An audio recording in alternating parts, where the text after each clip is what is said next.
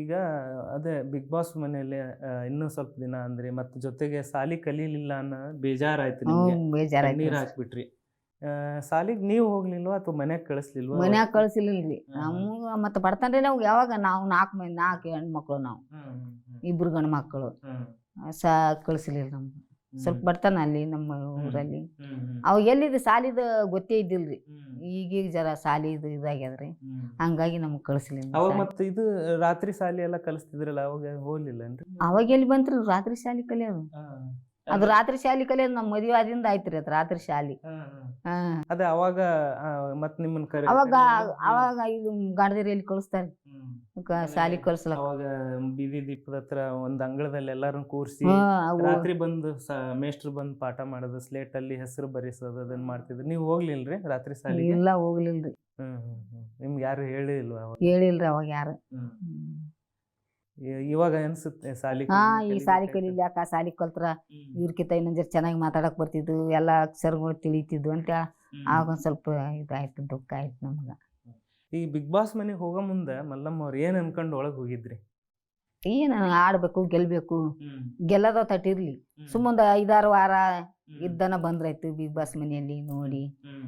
ನಮ್ಮ ಈ ವಯಸ್ಸ ನನಗೀಗ 58 ವರ್ಷ, ಈ ವಯಸ್ಸದಲ್ಲಿ ಯಾರು ಹೋಗಿಲ್ಲ, ಇದನ್ನ ಸಾಧನೆ ಮಾಡ್ಬೇಕು, ಎಲ್ಲ ದೇವ್ರಿಗೆ ಕೈ ಮುಕ್ಕೊಂಡು, ಎಲ್ಲ ಜನರಿಗೆ ಕೈ ಮುಕ್ಕೊಂಡು ಹೋಗಿದ್ರು ಸಾರ್ಥಕ ಆಯ್ತ್ರಿ.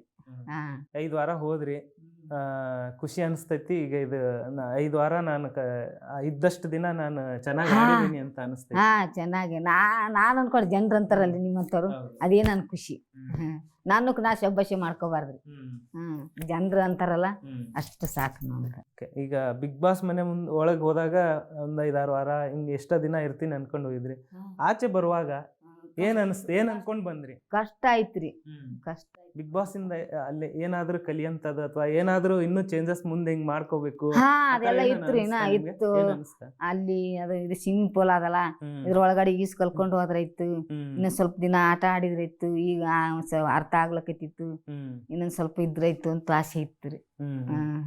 ಓಕೆ, ನಿಮ್ ಮೇಡಮ್ ಅವರು ಮತ್ತೆ ನಿಮ್ ಸರ್ ಎಲ್ಲರೂ ತುಂಬಾ ಸಪೋರ್ಟ್ ಮಾಡಿ ನಿಮ್ಗೆ? ಸಪೋರ್ಟ್ ಮಾಡಿದ್ರಿ, ಎಲ್ಲರೂ ಸಪೋರ್ಟ್ ಮಾಡಿದ್ರಿ. ಮನೋಜರು, ರಾಜೇಶ್ವರು, ನಮ್ಮ ಮೇಡಮ್ ಅವರು, ಇದು ಈಗ ಬಂದಿಲ್ಲ ಡ್ರೈವರ್ ಅವರು, ಮಾಸ್ಟ್ರು, ನಮ್ಗೆ ಬಟ್ಟೆ ಹೊಲ್ ಕೊಡೋರು, ಎಲ್ಲರೂ ಮಂದಿ ಸಪೋರ್ಟ್ ಮಾಡಿದ್ರು ನೋಡ್ರಿ.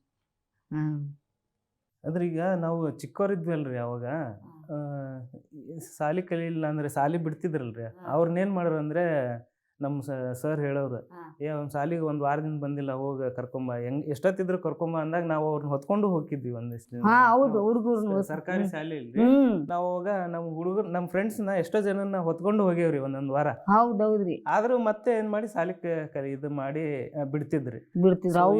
ಕೆಲವ್ರಿಗೆ ಸಾಲಿ ಕಲಿಯೋದಕ್ಕೆ ಮನೆಯಲ್ಲಿ ತುಂಬಾ ಪ್ರೋತ್ಸಾಹ ಇರುತ್ತೆ, ಇರುತ್ತೆ, ಆದ್ರೂ ಸ್ವಲ್ಪ ಕೆಲವರು ಸಾಲಿ ಕಲಿಯಂಗಿಲ್ಲ. ನೀವು ಅವ್ರಿಗೆ ಅಂತವ್ರಿಗೆ ಏನ್ ಹೇಳಕ್ ಇಷ್ಟಪಡ್ತೀರಿ? ಅಂತವ್ರಿಗೆ ಏನ್ ಮುಂದ್ ಗೊತ್ತಾಗ್ತರಿ, ಯಾಕಂದ್ರೆ ಮನೆಯಲ್ಲಿ ಕಲ್ಸಕ್ ತಯಾರಿಲ್ಲ, ಕಲಿಯಕ್ ತಯಾರಿದ್ರು ಕಲ್ಸಕ್ ತಯಾರಿಲ್ಲ.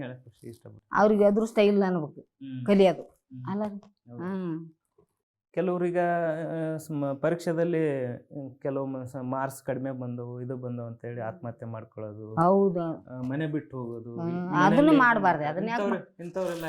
ಅದನ್ನು ಮಾಡಬಾರ್ದ್ರಿ. ಮತ್ತೇನ ಸಾಧನೆ ಮಾಡಿ ಮುಂದೆ ಬರ್ಬೇಕು. ಅದು ಹೋಯ್ತಂದು ಬರ್ತಾರೆ, ಏನ್ ಹುಟ್ಲಕ್ ಏನ್ ಹುಳು ಬೀಜಾರೆ, ತಾವು ಹೋಗ್ತಾರ, ಹಿಂದೆ ತಂದೆ ತಾಯಿಗೆ ಎಷ್ಟು ಕಷ್ಟ ಅಲ್ಲ, ಅದನ್ನು ಮಾಡ್ಕೋಬಾರ್ದು. ಏನೇ ಕಷ್ಟ ಬರ್ಲಿ ಎದುರಿಸ್ಬೇಕು ಅಲ್ಲ. ಮಲ್ಲಮ್ಮ ಅವ್ರನ್ನ ಬಿಗ್ ಬಾಸ್ ಮೇಲೆ ನೋಡಿದಾಗ ಈಗ ಎಲ್ಲರೂ ಅಂತವ್ರು ಯಾರು ಕೂಡ ಆತರ ನಿರ್ಧಾರ ತಗೋಬಾರ್ದು. ತಮ್ಮನ್ನ ಎಷ್ಟೋ ಜನ ಈಗ ಸ್ಫೂರ್ತಿಯಾಗಿ ತಗೋತಾ ಇದಾರೆ. ಆ ನಿರ್ಧಾರ ಮಾತ್ರ ತಗೋಬಾರ್ರಿ ಯಾರು. ಏನೇ ಬಂದ್ರು ಎದುರಿಸ್ಬೇಕು ಅಲ್ಲ.